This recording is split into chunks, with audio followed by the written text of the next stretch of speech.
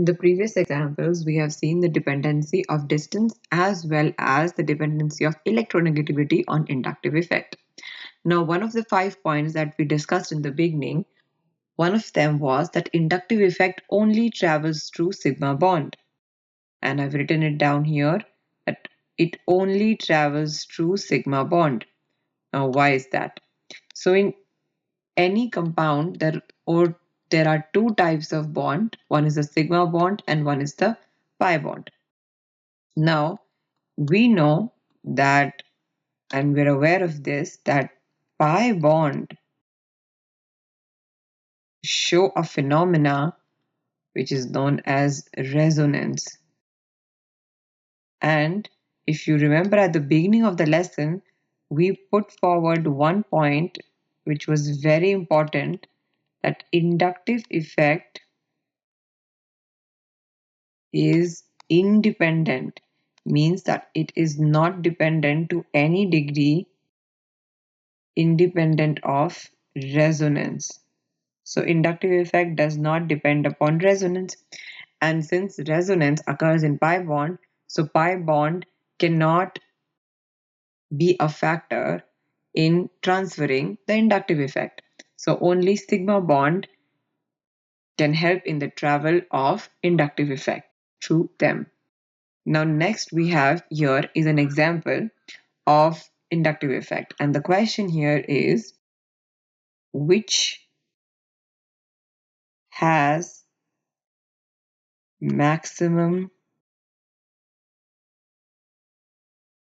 plus I effect. Now let us go through these one by one and see what is happening in them.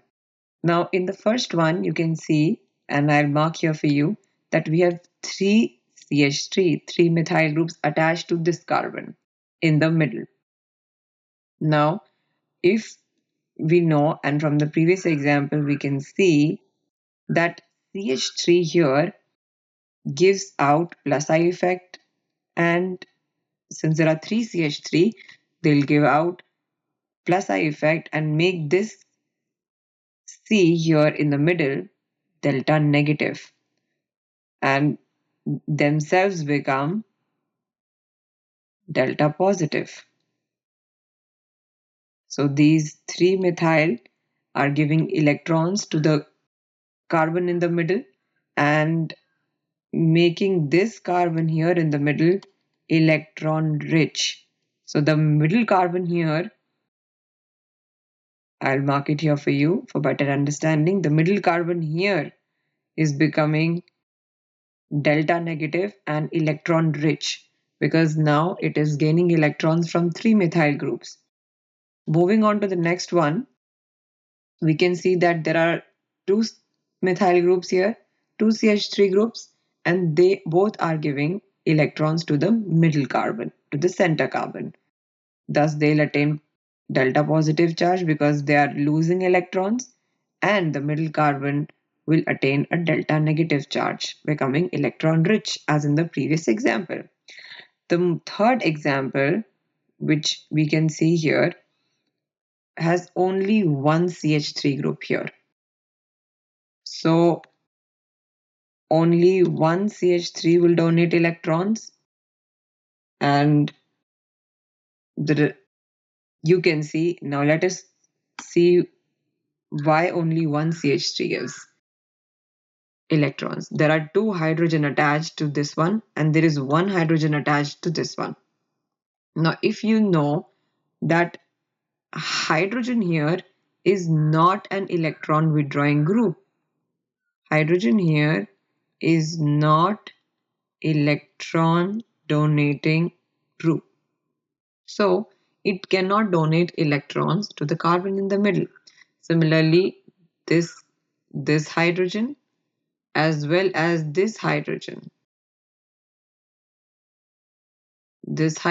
as well as this hydrogen cannot donate electrons to the middle carbon. So only methyl group here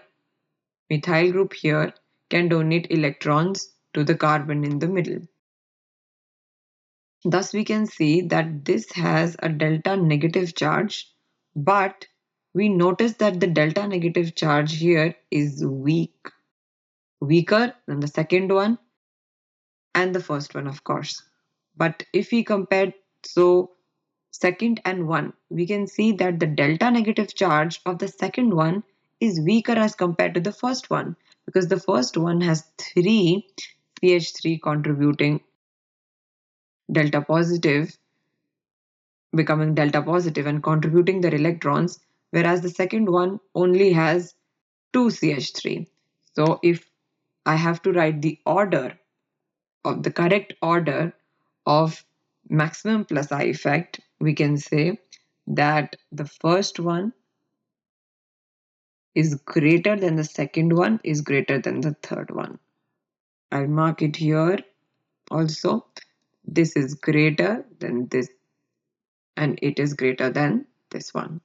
So this is the answer to our question, that first is greater than second is greater than third.